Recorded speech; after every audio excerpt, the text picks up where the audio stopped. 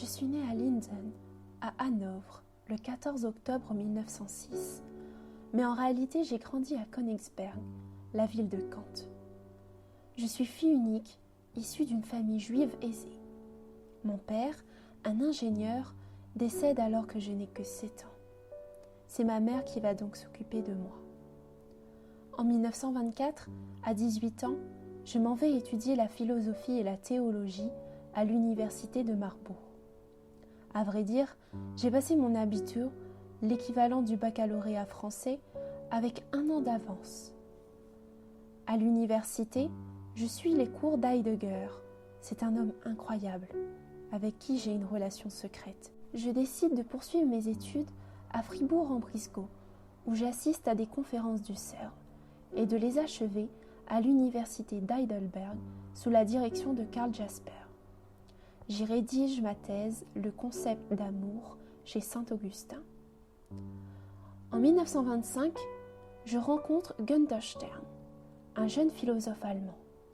Nous nous marions en 1929. Cependant, le bonheur est de courte durée. En 1933, Hitler arrive au pouvoir. Cette année-là, je suis arrêtée par la Gestapo, accusée de recenser les thèmes de la propagande antisémite. Par chance, un policier me relâche. Je décide de fuir l'Allemagne nazie. Je me rends donc en France, où je deviens la secrétaire de la baronne Germaine de Rothschild. Ce poste me permet d'aider de jeunes juifs qui souhaitent émigrer en Palestine. Les années passent. En 1937, nous divorçons, Günther et moi. Je fais la rencontre d'Heinrich Blöcher, un réfugié allemand et ancien spartakiste avec qui je me marie le 16 janvier 1940. Cependant, en mai 1940, je suis enfermée au camp de Gurs, avec d'autres apatrides. Je m'évade 5 semaines après et rejoins Heinrich dans le Montauban. S'ensuit alors un long périple. À Marseille, j'obtiens un visa pour le Portugal. Je reste quelque temps à Lisbonne avant de parvenir enfin à me rendre aux États-Unis en mai 1941. Mes valises posées, je trouve un emploi d'aide à domicile dans le Massachusetts afin de me dépanner financièrement. En 1951, je suis enfin naturalisée américaine, soit 18 ans passés sur le sol américain. Je décide de regagner New York où je collabore avec plusieurs journaux tels que Hofbau. Cette même année, je publie l'une de mes plus grandes œuvres, Les origines du totalitarisme. La Seconde Guerre mondiale est terminée. Je retourne en Allemagne et travaille pour une association d'aide aux rescapés juifs.